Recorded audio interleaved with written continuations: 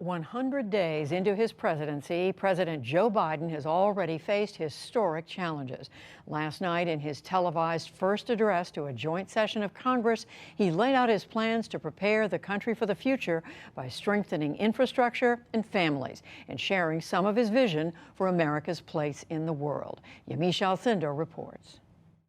After just 100 days, I can report to the nation, America is on the move again. A pandemic, an economic crisis, and a racially and politically divided country still reeling from the siege of the Capitol. We're coming for you!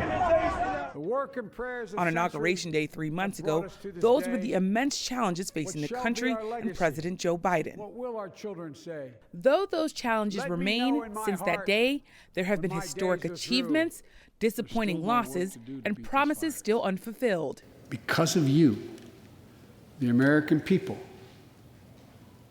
our progress these past 100 days against one of the worst pandemics in history has been one of the greatest logistical achievements this country's ever seen.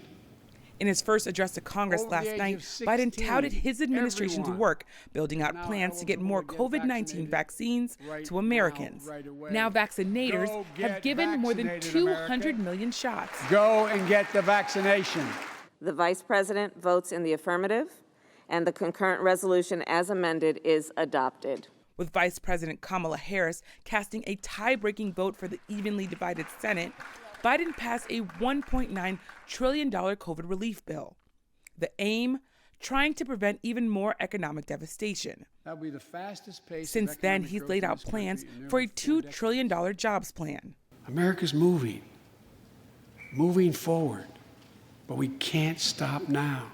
Last night, Biden detailed another $1.8 trillion tax and spending package to help American children and families. To win that competition for the future, in my view, we also need to make a once-in-a-generation investment. Many Democrats, including some of the most progressive, have praised the historic FDR-sized spending. America heard a lengthy liberal daydream. But Republicans have widely opposed Biden's plans. Not one GOP lawmaker has voted for or even backed Biden's spending bills, despite Biden pledging unity on the campaign trail. The actions of the president and his party are pulling us further and further apart.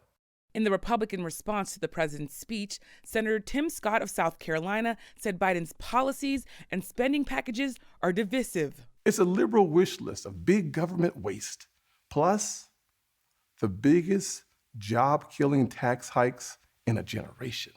Scott also blamed the Biden administration for not doing more to reopen schools and credit the Trump administration's vaccine work.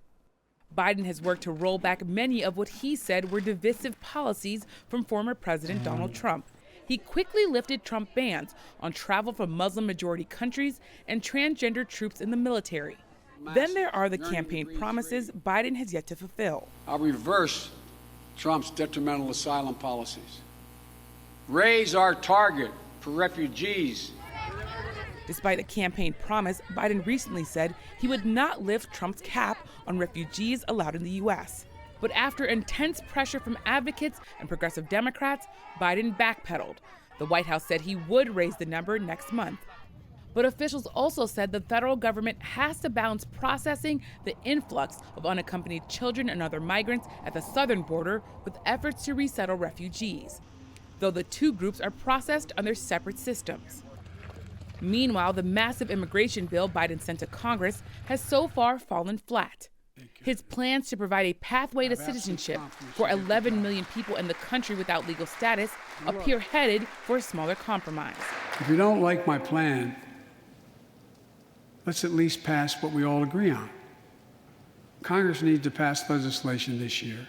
Last night, Biden called on the Senate to pass a pathway to citizenship for DACA recipients who came to the U.S. illegally as children and agricultural workers without legal status. As president, I promise you, I will get these weapons of war off the street again. Other Biden promises on guns, voting rights, and raising the minimum wage to $15 an hour have so far also stalled in Congress. This can be a moment of significant change. In the meantime, Biden has continued to find his place as the consoler-in-chief after events from mass shootings to police killings of Black Americans. Last summer, the killing of a Black man, George Floyd, by a white police officer, Derek Chauvin, set off protests and a national racial reckoning. This month, Biden addressed the nation after the officer was convicted of murder. In order to deliver real change and reform, we can and we must do more to reduce the likelihood that tragedies like this will ever happen and occur again.